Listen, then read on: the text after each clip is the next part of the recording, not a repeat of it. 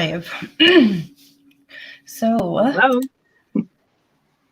And thank you so much for joining me today, Maria, Thank you from for having me. LadyKnight of Avalon. And I will have her channel in the description once this gets uploaded. And hi, Lady Blind Wolf. Thank you for coming. Hi, Hello, everyone. Bonus. Thank you for coming. So we're doing another diving deep interview with Maria today, and I'm so stoked. She's got a lot of neat things to share with us. So are you ready to dive right into it? Yes. Hi, Rochelle. Thank you for coming, doll. All right. So the first question I usually ask everyone, and please go subscribe to her. She's got some great content, guys. YouTube channel or other platforms, and what are your ideas for your channel? Yes, I'm on YouTube, and yeah, Lady Knight of Avalon is my channel name. And the same name can also be found on Instagram, where I usually post a little bit of like tarot and like announcements for videos when I'm going live, doing readings, or like today, so that people can find it and watch it. Yeah, and on my channel, for me, I treat the channel like a kind of spiritual diary to record where I'm at a certain point in time in my spiritual practice.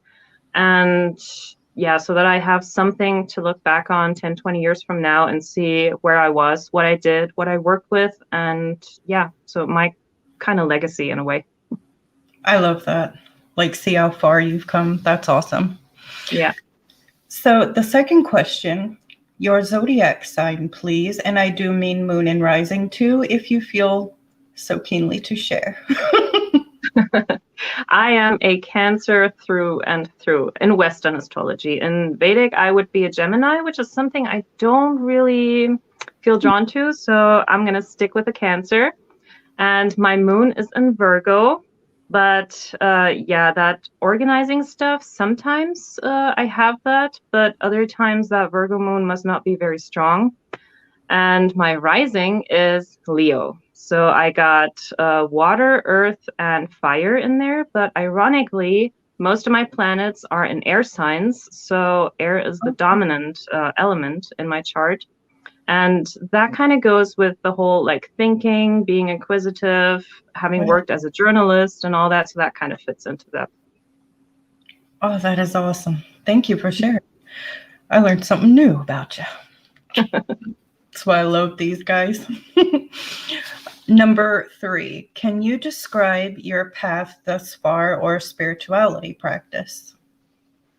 Well, the term that I would use for my path is probably individual, because I started living the witchy life on my 13th birthday. Because like when I was 11, 12, I kind of started reading a little bit about that kind of stuff. For example, like in teen magazines, I still have some of my old, like very first stuff. And there would be something like articles like this. Oh, I love it. That is like in the beginning of the 90s, it was very much like, you know, satanic panic and parents being afraid that all of their kids would end up like, what is it, Robert Smith from The Cure. And, you know, with that outfit and going to the cemetery and having sacrifices and all that. And yeah, but yeah, those were like the first things that I was exposed to. And reading a little bit about that got me really interested. And I just said, okay, this is my path, because I was raised completely without any religion. So I was free to choose that. And I said, okay, from now on, I'm going to devote my time to studying everything that I can find about this that is of any interest.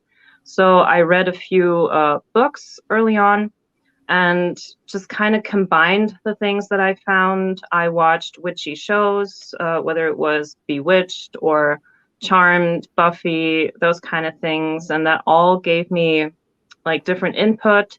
And so by the time I was 14, I started writing my own spells, because the spells that I found in books, they didn't really give me exactly what I wanted to do. So I just started writing my own and creating like very basic rituals with like just a candle and then writing something on a piece of paper, burning it.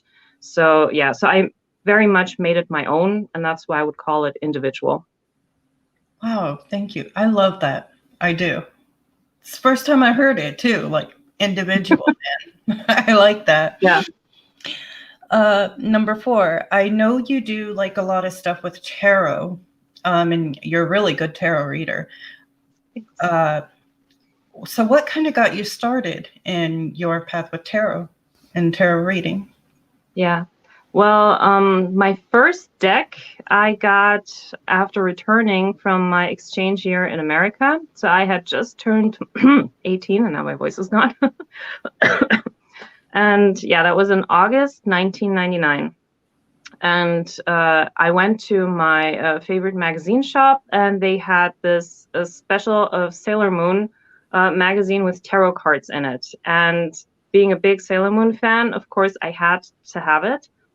And the 2 bookstores that we had in my hometown, they didn't sell any tarot cards or anything like that. So I didn't have any access. And that was way before Amazon and internet shopping. So yeah, that was the very first deck that I could get my hands on. Previously, I had only seen it in like movies and TV shows and stuff. And I always wanted to have it. And I had one book from the mid-90s that mentioned like the Marseille and had like Marseille images in it. But that was it, just that one book. And so, yeah, that Sailor Moon Tarot was the first one that I had that got me started. And then I think a year later in the bookstore, like another town over, they had 3 decks on display. One was classic RWS, one was the Witches Tarot, which is also known as the James Bond Tarot, and then one I don't remember. And the Witches Tarot had the name Witch on it, and there was a cat, and so I just took that one, and those were my first 2 tarot decks. And I loved it. Like ever since I had them, I just loved having this deck to play with and to read for family and friends. And yeah, they came to me for readings, and yeah, so I have always just really enjoyed that. Sold. Yeah, I love that. And I remember Sailor Moon. I used to love that show as a kid. So Sailor Moon Tarot, that's pretty cool. Yeah. Number 5. So what was it like in your country? Which I think for the audience, I should just mention that you live in Germany, correct? Yes. And what was it like in your country when you began your journey, your spiritual journey and stuff? Yeah. Well, to be more specific, I am East German. Now, the 2 Germanys have since reunited. But when I was born in 81, being in East Germany, there was no spirituality. It didn't exist because it wasn't wanted. It was all about the political regime, everything political. Even people that went to church were like second-class citizens. So, I mean, you could go to church and you could do all that, but people that were in church were not able to go to like a certain level of school and get a certain degree, and they could therefore not go to university. So they were restricted to certain jobs that they could get afterwards, and only the people who followed the political system, they were able to rise up as far as that was possible. So anything spiritual did not exist. And there were no horoscopes in like magazines or newspapers. It wasn't talked about. People somehow knew about the 12 zodiac signs because every once in a while, people were able to get like television from West Germany, and you had to watch that in secret because it wasn't allowed. And then they would see some stuff, or someone would maybe get a care package where there was a magazine, and so they would read the horoscopes. So my mom, she knew about the zodiac signs, and you could actually buy like little rubber stamps in the toy shop so that you could have like the zodiac signs on paper and play with that. But that was it. So the only thing my mom knew about being a Cancer is that they're sensitive. So that's it. That was the extent of it. And you couldn't buy any books, no tarot decks, nothing. And if there were any people here and there that did card readings and stuff, everything had to be very hush hush, and you would only tell the people that you really trusted, because in Germany everyone was watching everyone else and people were spying on each other, so you really had to be careful. And for me, that's also, it shaped me immensely, because I was the kid with no filter, so I had to watch out what I said so that I wouldn't get my family in trouble. And so my grandma made sure that I would keep quiet and only discuss certain things at home. And when I was a kid, like up until the wall fell, I had no idea that there was actually spirituality in my family, like in my female line. And that was not talked about. My mom and my grandma, they talked about it. And I think my uncle and my grandpa, they knew as well, and other people in her family. But me as a kid, of course, I didn't hear any of that. And so, that was very, very different. And it's kind of hard to imagine, probably, for someone living in a country where all the books are available and you can just go to a store, pick up a book, or even at the library. There were no books like that. So it was completely erased. And that was my birth country, pretty much. So I was 8 years old when the wall fell, 9 years when the countries reunited. And after that, we had like 3-4 books about spirituality in the library. And then here and there, more and more started to come into the book stores. But it still was a long process to get to where we are now. Wow. So that in alone was kind of like a major journey for you. Wow. Yeah. Thank you so much for like sharing that. That is extraordinary to me. And you found yourself, amongst all that stuff going on around you. Wow. You said that your grandmother talked a little bit about like using tarot and stuff. Do you have anything you'd like to share about that? Yeah. So my grandma, she, so when she was 5, her mother died. When she was 12, her father died. And at that point, World War II was still 2 years going on, and going on for 2 more years. And so when she was 12 and she was born into the Protestant faith, she went to church and she asked the guy at the church, "Why did God take away my parents?" And this guy had nothing better to do than to tell a grieving child, the people that God loves the most, he punishes the hardest. And my grandma didn't understand why someone would say something like that, because she went there for like comfort and for some spiritual guidance and help. And, someone would tell her, "Don't worry, they're watching out for you," all of that. None of that happened. And so in that moment, she was done with religion. She only finished 2 more years until she was 14 to get like the communion. And then she left the church and never went back. And so that's why she raised all of us, her kids, grandchildren, without any religion. She didn't want that in her house because she felt it was toxic. And that was based on the experience that she had. And so I'm glad that I was raised without that, because that didn't influence me in any way. And as I started my journey, at the beginning, she was like kind of afraid of like, the satanic stuff creeping in. But the more she watched me and realized that I didn't change at all and I didn't become a different person, I was still the same me that she knew, she started sharing more and more about her journey. So she had these dreams that would tell her about what was going to happen, like in between Christmas and January 6th, in those 12 nights. Each night represents 1 month of the following year.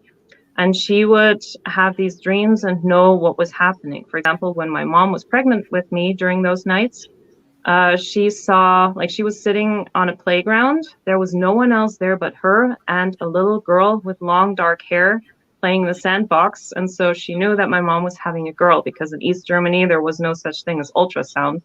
You had to wait until the baby was born to find out what it is. And the same thing when my uncle's wife was pregnant, and she dreamt that a blonde boy would carry her groceries home. And so, yeah, he was born blonde. And yeah, those were the kind of things that she dreamt about. And it all started when she was like 18 or 20. And she, like, after her father's death, was left with the evil stepmom that was like treating her really badly. And so she had this dream where her mother appeared to her, and her mom told her, you know what, go to this town, like my hometown, and you have family there, go to them, leave this place behind, go and find your happiness. She packed her bags, she went, and she found the other family members, and she started her life there, started her family, and that's where she stayed her whole life. So yeah, those dreams were like her gift. And she was also very good in the garden. Like she was a kitchen wizard, so she always knew how to throw stuff together. And yeah, later, towards the end of her life, she also got the first and I think also the second degree in Reiki. So she was very interested in all these things, especially after I started exploring that. And she started to not be afraid of it, especially since we then lived in a time where you could openly share and didn't have to be afraid of any repercussions. So yeah, that was my grandma. Powerful woman, extraordinary woman. Yeah. Wow. Wow. She was a queen of swords. Absolutely. You would not want to mess with her. I love that. It sounds like my grandmother, to be honest. She's like, gosh, pushing her 80s, and she's tatted up and pierced and all into, like, my mom said I couldn't dye my hair. She'd take me to go get the hair dye. That my grandma wouldn't do. Like when I was in America, I got my second set of earrings, and she was very much against it. And like when I walked up the stairs after that 1 year of being in America, I had also gained a little bit of weight. So she came out of the apartment, saw me walking up the stairs, looked at me, turned around and went back into the apartment. I was like, I was gone for a year. What are you talking about? So yeah, that was my grandma. Oh, I love that. I'm just going to read a couple comments before we continue. Hi, everyone coming in. And yes, hi, B. Thank you for coming. And Rochelle said that was the first time. Oh, about the individual path. And she says, wowza. Oops. Oh, hi, B. Just curious, did you ever live in the States? Because she doesn't recognize much of an accent. Yeah. Well, I did live in the United States when I was 17 as a foreign exchange student. I did my junior year in high school there. And the reason why I don't have much of an accent is because I really trained hard to get rid of that. And I started learning English when I was 9. So right after the wall fell. And I really made that my hobby. Like the English that I learned in school was not enough for me because I wanted to understand the pop songs. I wanted to know what they were singing about. I wanted to sing along. And so I had to kind of understand the words. And so English became very much of a pastime activity after school when I would just turn on MTV and leave it in the background so that I would get used to what it sounds like. And in Germany, we mostly learn British English, and we have like 2 years of American English. And yeah, but so I really got kind of like a child learns to speak. Like at first you hear it, then you start saying it and imitating it, and then you learn to read and write. And that's kind of how I did it. So I listened a lot to how people say things, how they put the sentences together, and even like the melody of the language, which is a little bit different from the German, and to really pick up on those fine things so that I would not stick out so much as the German in a foreign country. Because sometimes when I hear Hollywood movies and there are a few German actors, and when they speak with that German accent, that's like so cringy to me. And I'm like, couldn't you get someone that can speak English? My mother, her best friend growing up, she had married an American man, her best friend. Her name was Sylvia, and I loved her. Grew up around her. She was German, and her accent was so cute to me. It was like, for example, if she said something, it would be like something. Yeah. Yeah, the th is very, very difficult for people.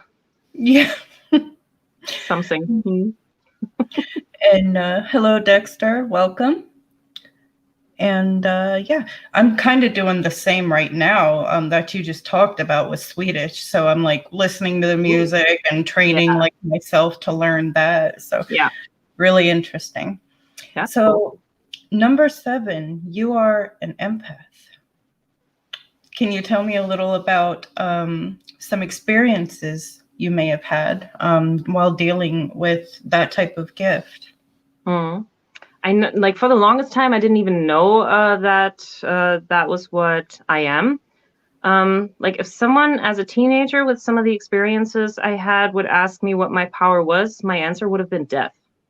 And the reason is because like when I was 14, I had my first like ghost-like encounter with someone in my family that had died.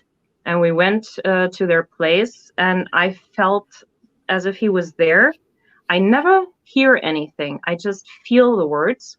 And it was like as if he was screaming at me and really getting in my ear. And it was really aggressive and like a very bad energy because he wanted us out of that house while he was living. He was always very protective of that house to make sure that we wouldn't get it, like our side of the family, because it was actually built by my great grandpa for our side of the family. And so there was a lot of family drama going on. And so even after he died in that house, because my great grandpa, when they kicked him out, he cursed that house. He said, this is not going to bring them any luck. And so everyone that after that lived in that house died of like cancer and bad diseases and all that kind of stuff. So the curse really worked. And yeah, so that was my first encounter at 14, having someone like screaming at me, some ghost-like energy. And that was just like, I felt like I needed to get away from that. I couldn't stay there. I didn't even understand why no one else in the room seemed to be affected by this. Not my mom, my grandma, no one. And I just had to get out. So as soon as I was out, I felt better. The next experience I had was with my great grandpa when I was 15. 2 weeks before his death, I had a dream where I was sitting in physics class and my mom came to get me. She opened the door of the classroom, got me out and said, your great grandpa wants to see you. He's dying. And so we went there and I sat on his deathbed. We exchanged a few words and then he died. And I woke up from that dream and I was in tears and I was like, no, this is not happening. This is absolutely not true. This was just a nightmare. And then 2 weeks later, on a Friday, first period, sitting in that physics classroom, I start to have like really bad chest pain. And I knew that he had gone into the hospital. I didn't know why. My family didn't tell me that. And then through the entire school day, it was like as someone was like grabbing my lungs and just like clenching them together. And it was hard to breathe. Sometimes it was a bit better. Sometimes it was worse. And it got really bad at 4 p.m. And I had this moment where I felt like I couldn't breathe for a few seconds and then it was gone completely. And so then I just went to a friend's house and I thought, oh, now everything is fine. And when I came back home, my mom was sitting there in the living room. She had been crying and then she told me he passed away. And I was still in denial. I didn't believe that. And when she made me dinner, I told her that what had happened to me and how I felt all day and that it got really bad at 4, but then it's okay. There's nothing to worry about. And then she told me that he passed away at exactly 4 because he couldn't breathe, like his lungs stopped working. So yeah, that's like he let me feel that and he kind of said goodbye in that way. So as I learned, that's called a shared death experience. And that was quite something. And I was only 15 at the time. Gosh. And then, yeah, like those are the kind of things. Or I have this Mormon friend, like it even goes beyond religion and like just with the people of the same faith. And with him, We formed a very special bond because I said a prayer on, I even remember the day. It was like shortly before the finals in high school, and it was April 3rd, 2001. I was sitting in the bathtub. I was crying. I needed some help. And I was saying a prayer, please send me someone and let me know who it is. And then exactly 7 days later, the doorbell rang, and there he was with his missionary companion. And they started to talk about their religion, of course. But when they sat down to pray with me, I closed my eyes, and through my inner eye, I saw like a huge white room with no beginning and no end. And he was kneeling right in front of me, like we were in real life. And this huge beam of light just either shot out of him or came down to him. And then I knew, okay, that's him. He's going to help me. And he did. And it was only 2 months that he was there. But yeah, he really got me back on track in my own spiritual path. I never joined the Mormon church. And I think that's kind of funny how that worked, like talking about their religion, but bringing me back to mine, kind of. And so later, after he was back home in America and I was sitting in college, and that was maybe like 2 years later, I got this really bad feeling and I was so afraid all of a sudden. And I was just sitting at my computer doing my assignment. And I immediately knew it had something to do with him. And I was so afraid that something bad had happened to him. So I dropped everything, wrote him an email and asked, hey, right now I'm having this really bad feeling. Please tell me you're okay. 3 days later, I get an answer, and he confirmed at that specific time his best friend was dying. They had to reanimate him, and he thought he would lose his best friend. So he was very afraid. So I picked up on that. So yeah, once I form like a really close connection to certain people, I can, I guess, pick up when they are in distress and yeah, when they're afraid or when something bad happens to them. And I just know that. I completely like. I know I acknowledge I'm revealing a bit about myself here, but I had a tough week, and it was like that moment you had messaged me. It was like it couldn't have been a more perfect moment to like uplift my spirit in that moment. So I yeah, and something else I wanted to say, like I had an experience with a Mormon as well at like a really bad time in my life. And this was only like about 2 years before I met Chris and moved here. And they kind of did the same for me. Like it's Cool. interesting, you know? Yeah. Oh, and hi, Carla. Thank you for Hi. popping in. The next question was going to be, what was spirituality like in your experience before and then after the fall of the wall? But I think you like kind of covered that, unless there was anything else you wanted to add.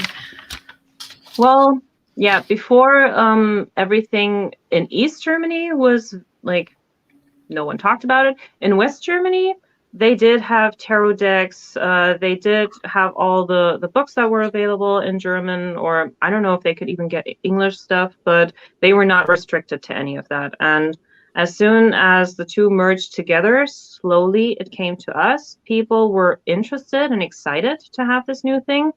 And some of them actually did, like, they do Reiki, or they started tarot cards. Like in my hometown, I only knew of one other person that was reading cards, and he was reading playing cards. And yeah, so people were open to it. They would go to people that did it.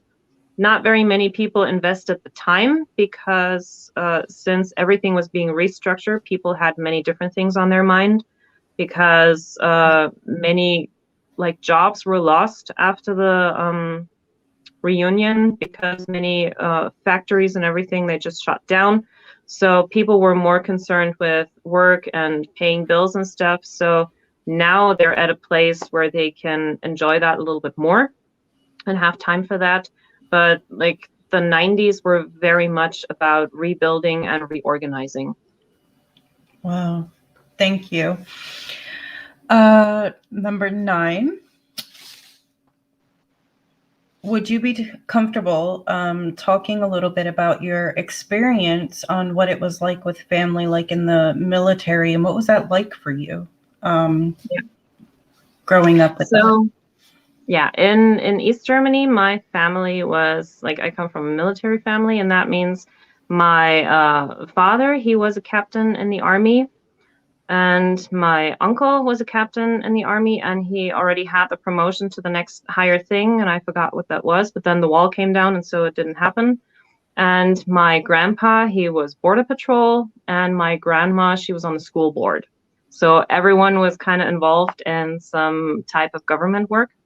And that meant that I definitely had to be told to keep quiet, because as the kid who would just blurt out like random things and make people get embarrassed and stuff, when I was 5, my grandma, she took me to the side and she sat me down and she's like, listen, you cannot say everything that you want, especially outside of our home. Like here at home, you can say whatever you want. You can ask all kind of questions. But when you're outside, when you're in kindergarten, you have to keep your mouth shut.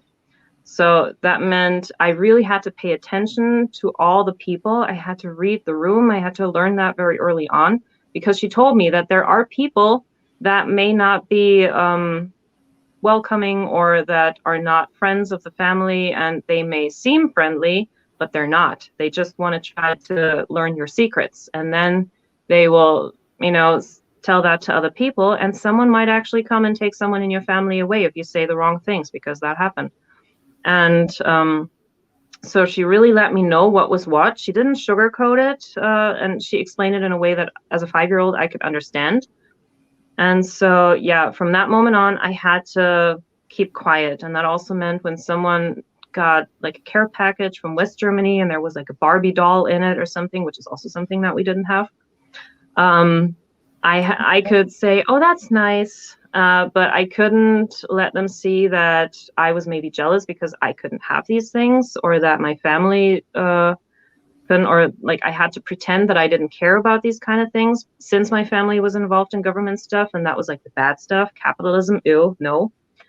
And so, yeah, I early on had to learn there is a private side of me and there's a public side of me.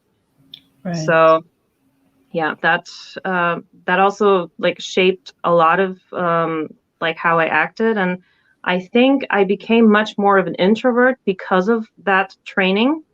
And if it hadn't been for that, I probably would be a little more outgoing and, trust people a little more. But on the other side, for me, it's also good because now I really pay attention to my gut feeling. And right away, when I meet people, especially in person, I will know instantly whether I will have a problem with that person or not. And so far, even like, especially at work, it has never proven wrong. Like I always instantly know if I'm going to get along with that person or if I have to watch out. And that's thanks to my grandma and to my birth country. Yeah, I was gonna say, a lot of that was probably, imperative for like survival, and Yeah. also, the positive way you're looking at it. I feel it's a decent, defense mechanism to kind of have. So Yes. Thank you so much for sharing that too. No problem. Hi, I think October. it's good for other people that haven't experienced it to kind of know, okay, there are other worlds out there, and to learn how people behave in them. And especially now that we live in a time where everything is so divided, and I feel we kind of forgot to walk a mile in someone else's shoes. And so my personal beliefs, my political beliefs, everything has been shaped because of the experiences that I've made in my life. And my experiences are very different from people that grew up in other countries. And so if someone wants to judge me based on what I think or believe, then they should know my backstory if they really want to understand. If they just want to be judgmental, just go. But if they are interested, then I can tell them. I love that. Like, so well said, Maria. Especially, what kind of opened my eyes up to that too. And exploring or wanting to hear about experiences like such as yours was actually learning about the history, like in Belfast even, and, the troubles and things like that. So, wow. Um, do you believe in aliens? I know that's a major shift, but Yes, I do. I think it would be pretty presumptuous of us to say that we are the only planet in the big wide universe that has any kind of intelligent life on it. And I do believe that there are other galaxies that have other kinds of life forms. They may look totally different, not like us, because I think that's all based on the environment and how long they have time to, go through their evolution. And there might be galaxies that are far older than ours, and so they're more advanced. I'm also not sure if we are actually the first like civilization cycle on this planet. I mean, this planet is like way old, and maybe there has been another civilization before us, and then at some point they got so cocky and everything was destroyed, and everything had to start over. So yeah, I do believe that there are aliens out there. I don't know if they're visiting. I mean, so far I believe in that, but the proof is still like, I don't know, but I want to believe in it. right, So right. that's probably the best I can say. And I watched X-Files like religiously, so yeah. Love it, love it. Um, have you had many paranormal experiences? I know you mentioned the one with the spirit when you talked about being empathic. Mm. Yes, I think I said that right. Empathic. But have you had like any other paranormal experiences? Something that I had when my grandma, she passed away in 2001. And I had this old key that, like my Reiki teacher, she told me to connect to spirit, I should have an old key. She never really explained why, what the significance of the key was, but in my grandma's house, when we cleared it out, I found this key that I had been admiring since I was a kid. It was from some kind of furniture that she didn't even have anymore. And so I kept that key and I kept it on my keychain on a ring that was not too tight. And so every once in a while, that key would fall off, and it would fall off in very specific moments, like either when I was talking to someone about her so that she would make herself known, especially to family members. That happened. It happened in front of my uncle. It happened in front of his stepdaughter. It happened in front of my mom. And it happened the day before my grandpa died. So she was letting me know something is coming, and I could already feel at that time, okay, something big is going to happen. I never knew what it was, but I always knew that it was her telling me, watch out, something's happening. Wow, that is awesome. You have a lot of interesting stuff going on here. I'm like, I got mental images and all. I'm just like, yeah, I can see that. This is awesome. So number 12, can you tell us a bit about your connection with Gabriel? I see him back there next to you, your man's. Yeah. And I'm wearing his sigil around my neck. So yeah, Gabriel, like for the longest time, I didn't even realize that there was a connection until I researched it a couple years ago, because it seems Gabriel is the angel for people that are born on Monday, which I was. He's also the angel for people born under Cancer, which I am. And he is also, as the messenger, the angel for people who work in media and communications, which I do.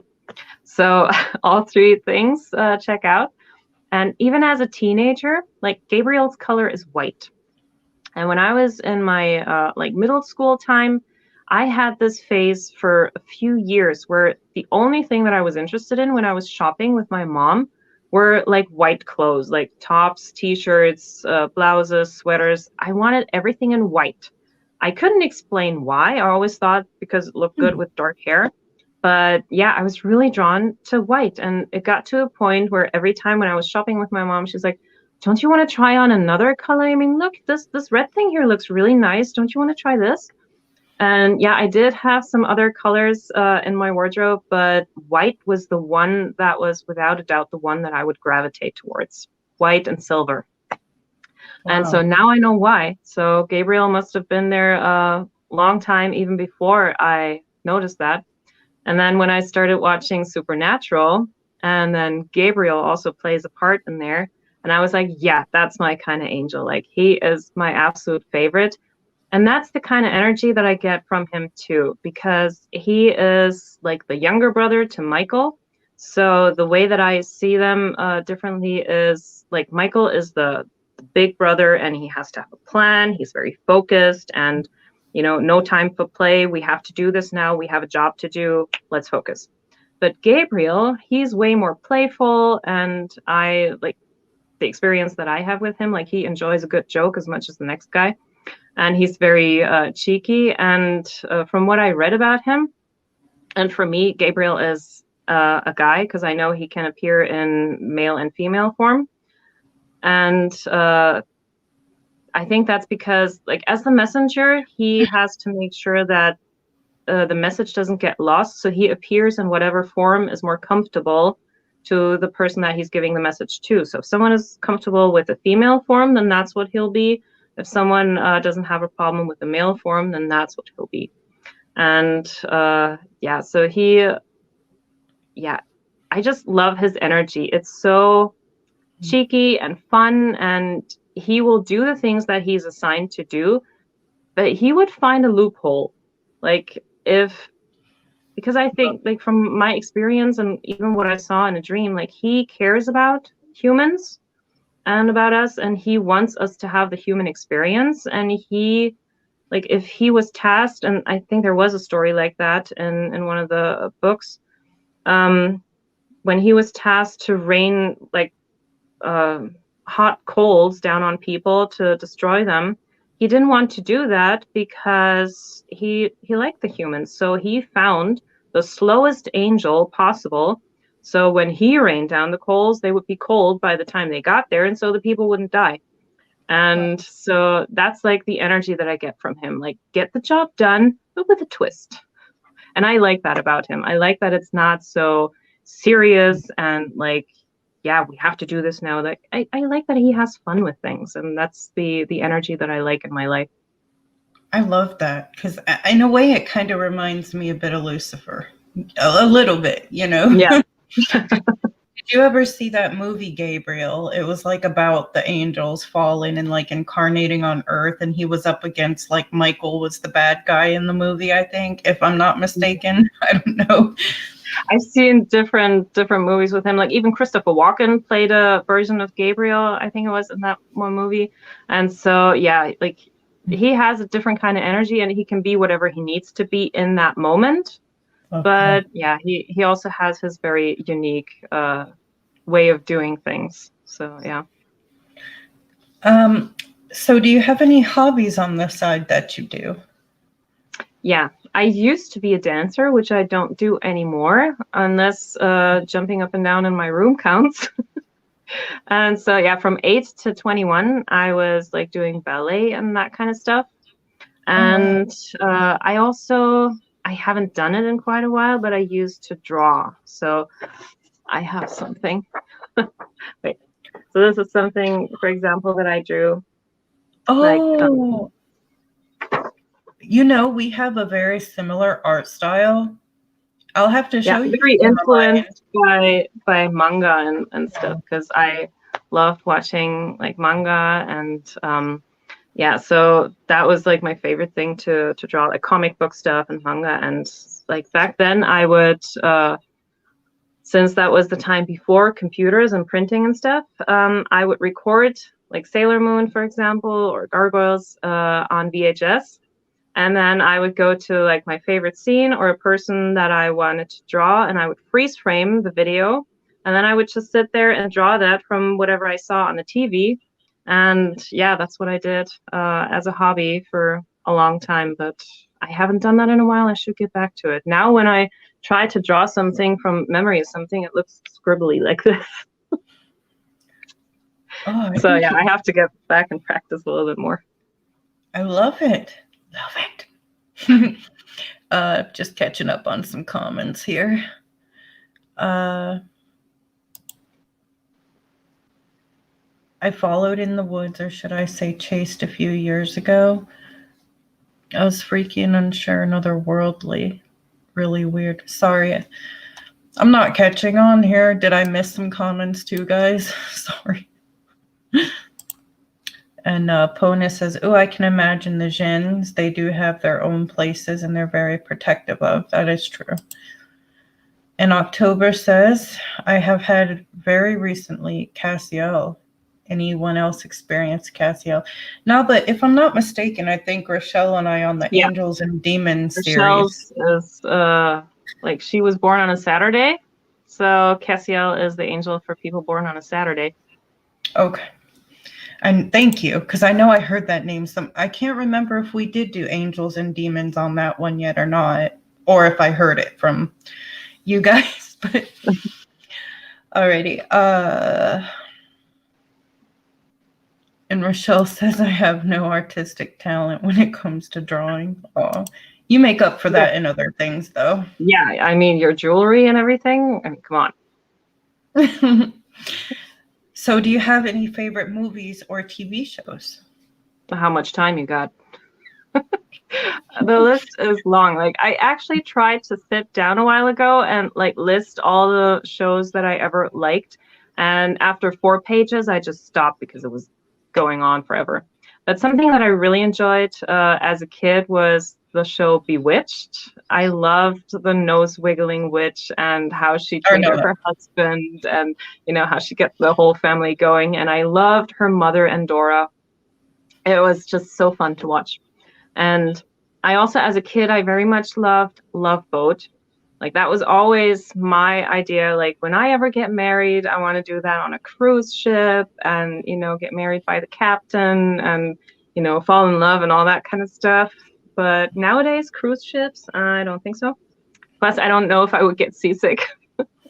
And yeah, like lots of cartoons, like on the weekends, like from 6 to 12 or something on Saturday and Sunday, I would watch all the cartoons that came on, and also like the animes. Like I really love Sailor Moon. That is like my absolute favorite. I love Dragon Ball and Cat's Eye. I don't know if anyone remembers that, with the three sisters that tried to like steal a bunch of artwork that belonged to their dad in order to find him.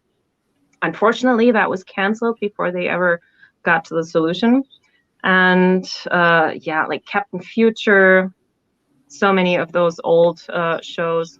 I really enjoyed X-Files. I watched all of that, including the movies and the season that came out a few years ago.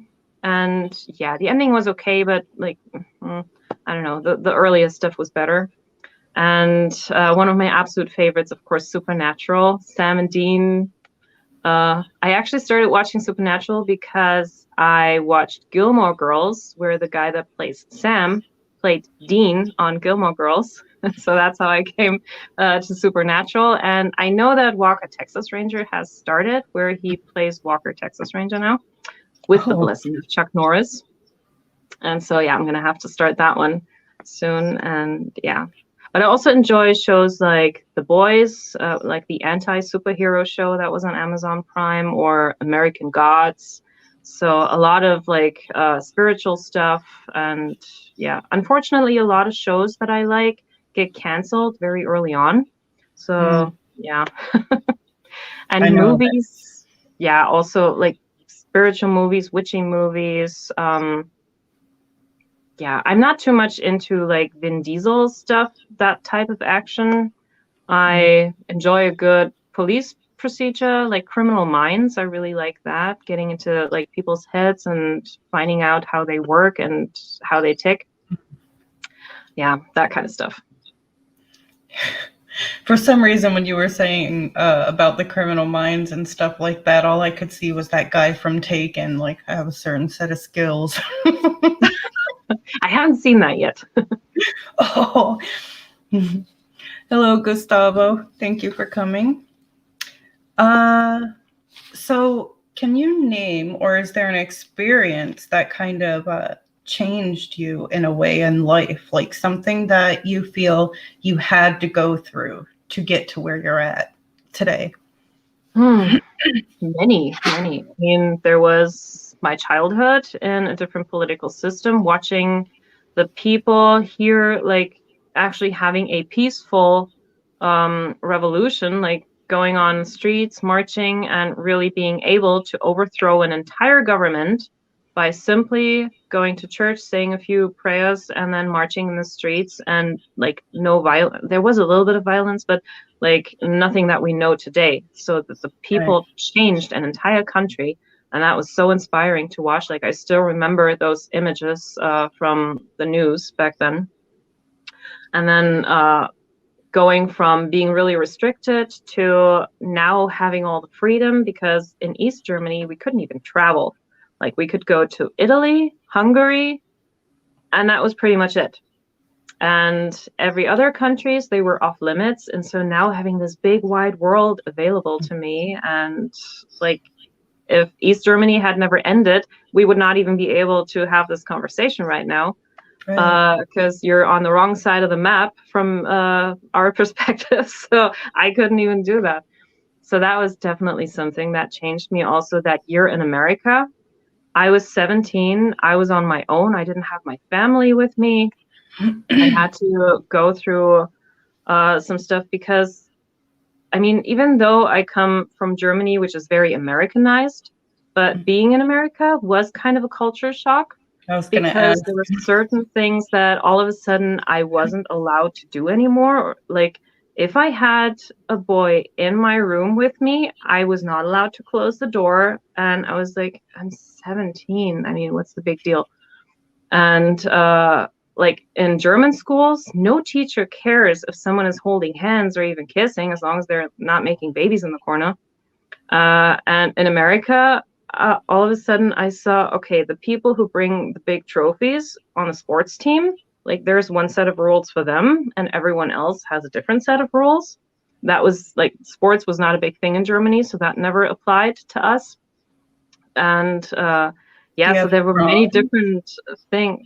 We have graduation, which is mixed with prom. Like we have a big ball at the end where we all dress up, just like prom, but we don't have like prom king and queen or anything like that. The whole royalty thing was a foreign concept. I mean, we know that from movies, but if one decides to do that, that's like an optional thing that each class decides for themselves. It's not like a tradition. And so also going through all of that, like having certain expectations from people put on me and having to function in a different system. And the only way I could reach my mom was like over the phone, and she could not do anything if anything was going down. And it even got to a point where they were trying to send me back early when I was almost done with the school year because they thought I was disrespectful. But I was just being a teenager. I was 17, and yes, I had a boyfriend, and yes, I wanted to spend time with him. And no, school was not my main focus. So how is that being disrespectful? It's being a teenager. So like some of those moments really shaped me and how I would do things later on. So I had to be self-sufficient early on, but my family prepared me for that pretty well, I think. And so I did okay. I managed to stay. They didn't send me home early. And I love hearing other people's experience coming from another country to America, because I've heard people in the UK just say how weird we Americans are to them. And they're like, what is it with your sports and your prom and I'm like, well, what is it with your boringness? No, just kidding, UK. I'm just kidding. I love you all. But no, we'll have fun little debates. Like we'll even like Chris and I'll be like Tylenol, and he's like paracetamol, and I'm like, I'll never get used to that. Never. So sorry, I lost my place. That's okay. Do you know of any past lives or any regression you've done that you would like to share? The only thing that I have ever done in regards to past life was tarot readings. Like I don't have any dreams. Like the only time I ever had a dream moment, and I don't know if that was just because I watched Charmed and like they were going back and forth in time sometimes. And I had this one dream where I was like burned at the stake. as a witch, and it felt like it was in Italy or something. And it was just a very short sequence, and that was the only time that I ever saw something like that in my dream. And I don't know if it was just like my brain trying to cope with the things that I saw on TV, or if that was like a memory. And so I use tarot cards to go into the past lives. And I have the art history tarot for past lives and the stretch tarot that I use. But I also use other decks. And something that I have discovered was that there seems to be this thing that keeps pulling me to America, funnily enough, because I had this life that I read about in like 1600 something, where I was in like UK or Ireland. And because of the famine, I left for America to start over. And not long after getting there, and I was probably in like a big city, kind of New York-ish area. And because of a woman, I died. I don't know if she was the one that killed me or if she like ratted me out to someone or something. I didn't go that deep, but because of a woman, I died. And so I didn't get to live that life in America. Another life that I read about much more in depth was the life of a soldier in like roughly 1830 in Turkey. And he was bisexual.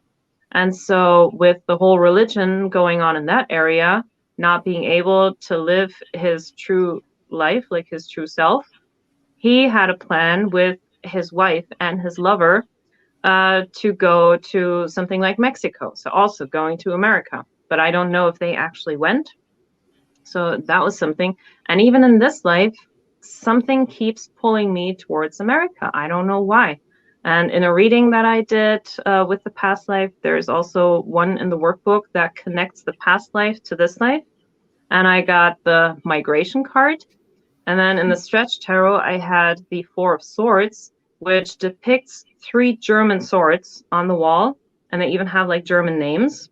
And to me, that was like, okay, putting those German swords to rest, moving on.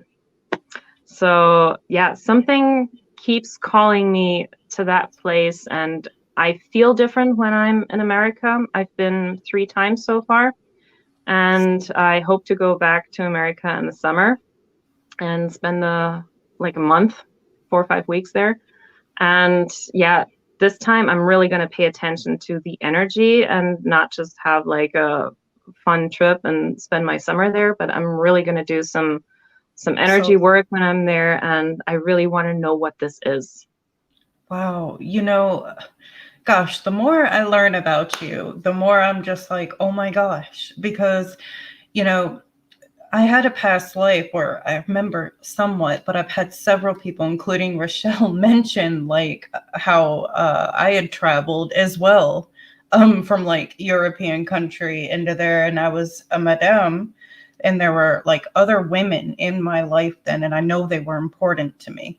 And I would love to get together with you one day and the rest of the ladies and just see like if anything popped up in there.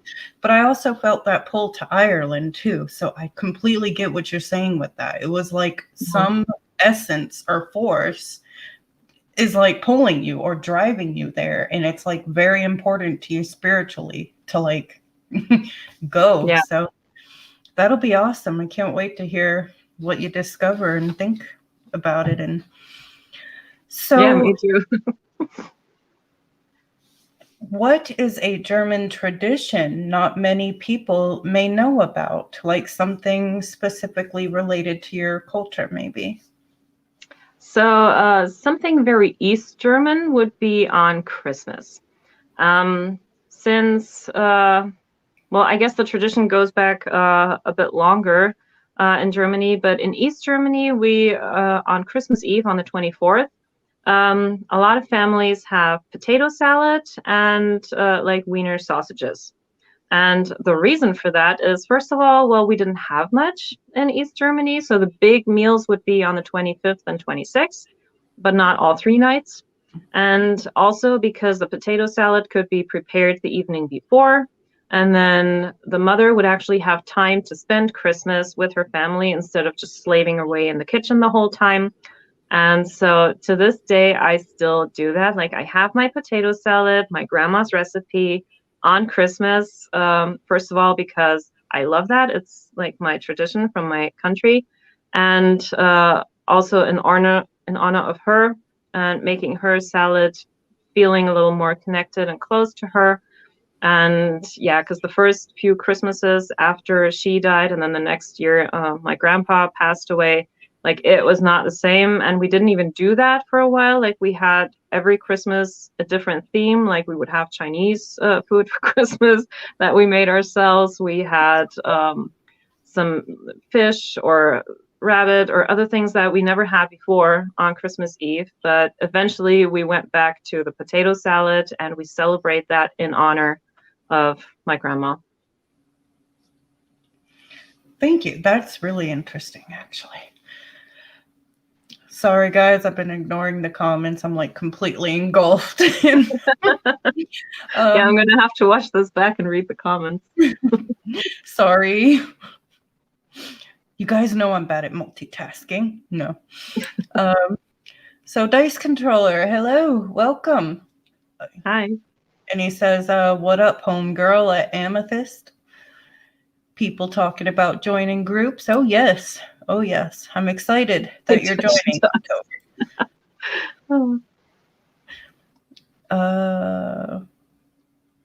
Courtney, come here, sweetie. I wished you could come visit also. Man, me too. You know, one day we'll get on a plane together and we'll surprise you. Or we could even come to your neck of the woods and go to old castles and stuff. Oh, yes. Oh, my God. Some ghost hunting. I need that so bad in my life. And I don't mind. I just play with you. And Courtney is going to convince me to check out living conditions in Ireland compared to the US. Yeah, I'm just kidding. Honestly, I mean, that's a whole nother topic for another day, but I kind of like it here better. I'm easy. Well, I didn't know that. No, I'm just kidding. Pay attention to us. They're even trying to remind me, our poor audience. Yeah. Alrighty. Whoa, it just scrolled on me. Sorry, guys. Okay. I miss Pigs in a Blanket. We used to have a German day at the blind school. Oh, interesting. My my mom's friend, that I don't know which area of Germany she was from, but one of hers, she said, was I remember I got in a bottle of Jägermeister, and she was like, "Oh, I remember as a kid, at dinner time, and my mom would pour me a and I'm like, "Oh, well, that's cool. I wish my mom gave me Jägermeister." Yeah, drinking in Germany, we can start pretty early. The first time I was drunk, and I don't know if I can even say that, I was 5. But that was my 5th birthday, and the adults were drinking wine, and there was always this little itty tiny, a few drops left in the glass. And I asked my great grandpa, "Hey, can I try that?" And he was like, "Sure." And so then I tried it, and I tried multiple glasses, and so it didn't take much, just a few drops. And all of a sudden, my mom noticed that her daughter was really happy, jumping around, being like, "Yay!" And then she asked my great grandpa what happened, and he said, "Well, she just emptied the glasses." But my mom, she was way earlier than me. She was 2, because my grandma, she had gotten chocolates that were filled with alcohol, and she left them on the living room table. And my mom found them, and she ate 2 pieces. And so when my grandma came into the room, she found my mom sleeping, curled up on the couch. And then she saw the chocolate, and she said, okay, she's sleeping it off. I love that. Yeah. And the first time I was actually drunk was I was 13. I was at a friend's party. We were celebrating her 13th birthday. And I had kind of mimosas, but not with orange juice, but with Coke. And so I had 3 glasses of that. I didn't really taste the alcohol at the time, but man, I experienced it later. I I was hugging the porcelain king, and I swore I would never do that again. So I was only drunk one more time when I was maybe like 18 or 19. And that was the last time because it felt horrible. And when you really want it to come out, it doesn't. And so you have to like stick with it. And oh, that's the worst.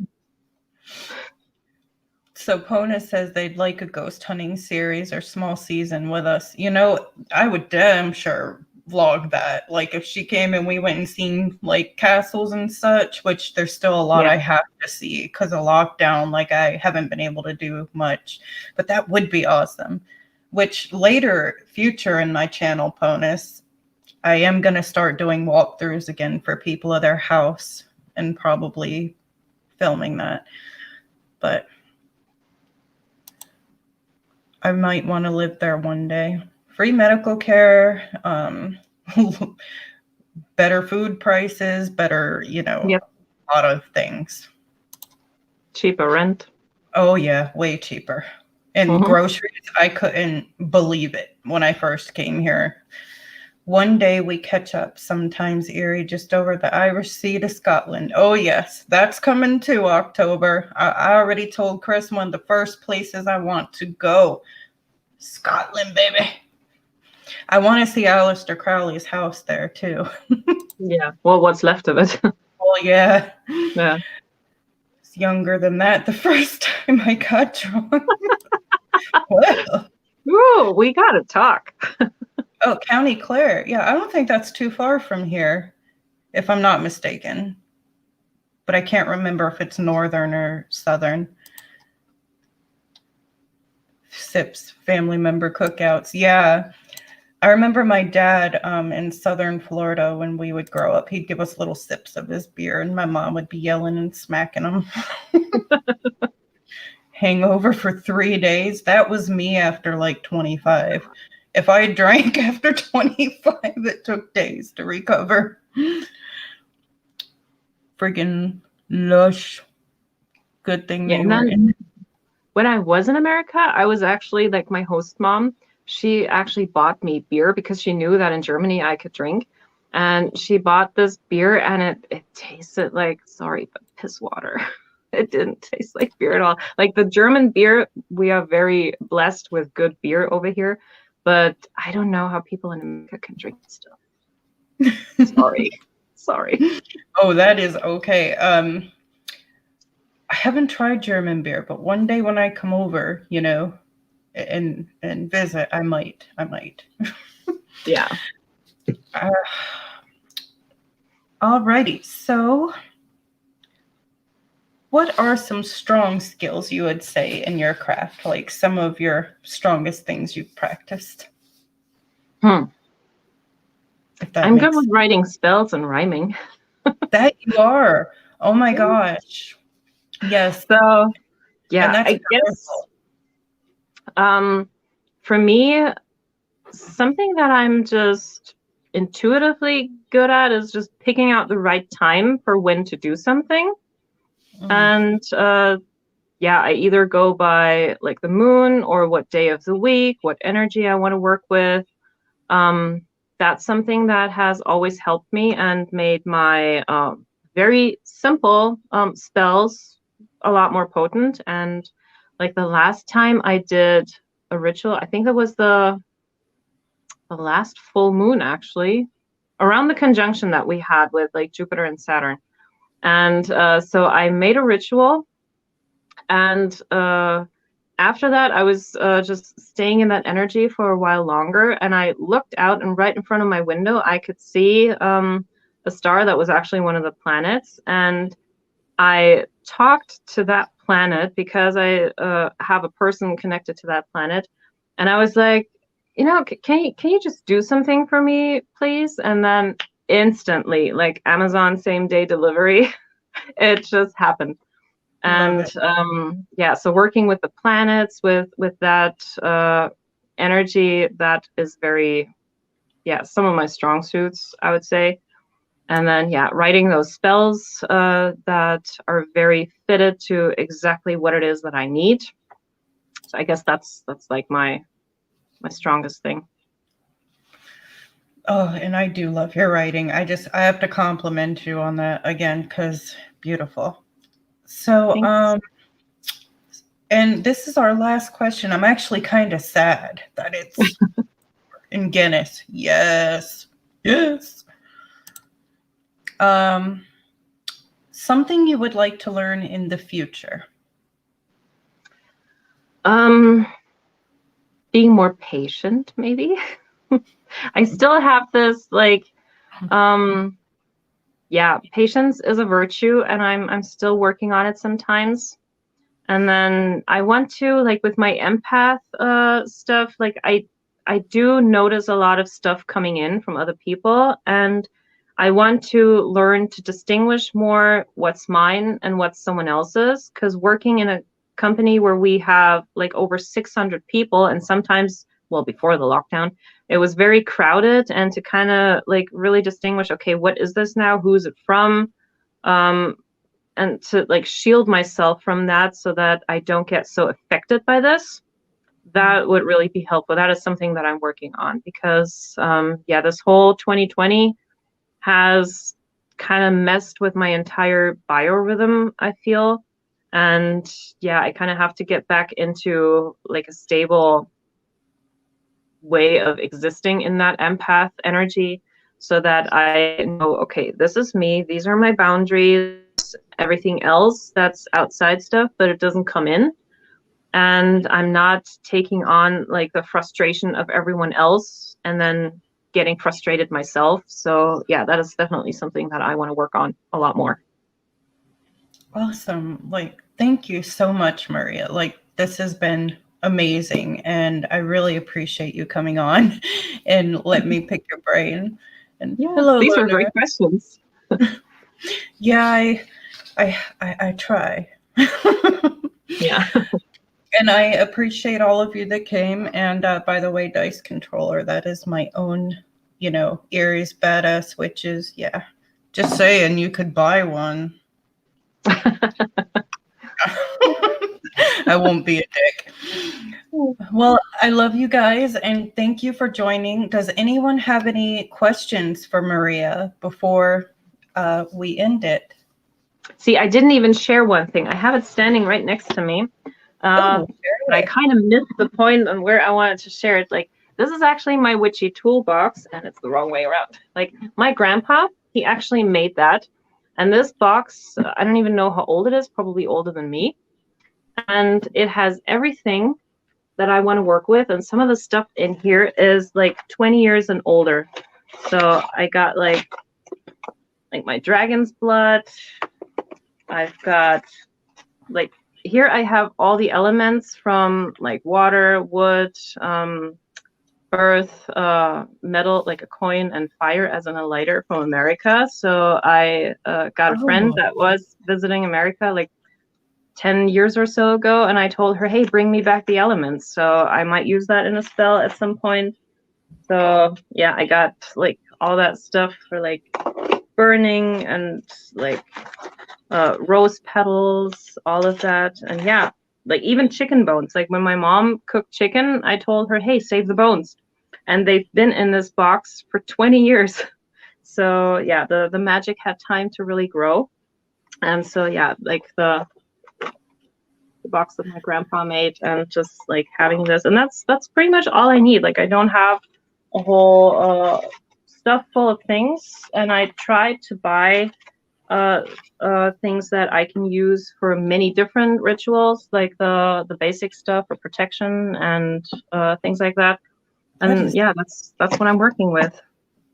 That is nifty and awesome. Thank you for sharing that. I think we all need to have one of those. And just the fact that you have some like older items in there too, like to me, I feel like that's just powerful. Yeah. Lunar says, did I come in? Unfortunately, yes, we are about to wrap it up. Sorry. And Ponus, oh yes, have you seen or met any aliens? Not that I know of. One thing that I did see, I was in 6th grade and I woke up in the middle of the night. I lived at my grandma's at the time. And for some reason, I don't know why, I went to the window And I looked out and I saw this little light that at first I thought it was a satellite going really slow, but then it kind of started going like this. And I was like, okay, that's not a satellite. And then it was gone.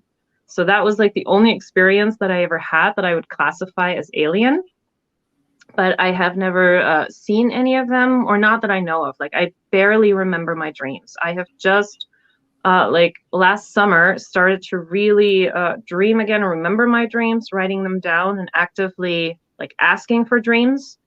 And before then, like I would maybe remember 2 dreams a year. So if they came to me in one way or another, I would not remember. And are my spirit guides always with me? I feel like they would be. They just can't intervene unless you ask, right? Specifically, Yeah. I believe. Because I mean, like the always term is like time is a human concept, and like on the other side, time is very, very different. So like they can be with you all the time, which does not feel like all the time for them, probably. And they go on to say, when I was having a breakdown, this song about Apollo came to mind, and when I played it, was feeling better. Could this be a sign or not? I find that often it can be, especially if you feel like it is, then it probably is. There's a lot of like spirits, they work with us in a way that we can understand. And so oftentimes songs and lyrics in songs, they carry a specific message. And so if a song just pops into your head, or you're in the car and you turn on the radio and there's a specific song that just applies to whatever situation you're in, you can take that as a message. Yeah. Thank you for letting us know. That's so lovely, Maria. Really personalized. Yeah, they're all loving your witchy toolbox. That is great. Thanks. Rochelle, I can hear it in my head right now. I can hear it. Oh, why, thank you. I'm working on getting contacts because I acknowledge they hide half my face. My eyeballs are swollen too, but they've been messing with me all day. But thank you. I appreciate that. Oh, that's right. You did get a mug matching. We're mug sisters, Lady Blind Wolf. And is there anything inside of your Gabriel locket? No, it's just a very flat thing. It's just the sigil in the front, and like the, what does it say? Well, it says his name in tetragrammaton and stuff, and has like the sigils, and on the back it only has the name Gabriel written here, and that's it. I don't know if you can. Oh yeah, I see that. I like that. Yeah, so there's like writing all around, and then like the light, the sigils and everything. Yeah. And would that be like considered his medal? Is like one of his medals? Do archangels have those like demons? I don't know. Yeah, probably, I would think. Let me check. I was just curious, only because I thought about making some of them on certain medals. I don't know if he has a medal. I just know like his associated color is white. His planet is the moon. Associated medal silver. Yeah. Oh, okay. Awesome. And he's also titled the Angel or Archangel of Mercy. I love that. And alrighty. Well, I'm going to wrap it up. Thank you so much, Maria, and thank you guys so much for joining us. I hope you enjoyed this. And thanks for watching. please, you've made it all this way. Thank you. Yes. And go and check her out. Sub to her. You know, she's got an interesting channel up and coming. Let's support. Share the love. No. And if any of you guys want to do an interview with me, yeah, email me. It'll be in the description. Well, much love, everyone. And thank you again, Maria. And thank you. I hope you all have a wonderful night. Bye.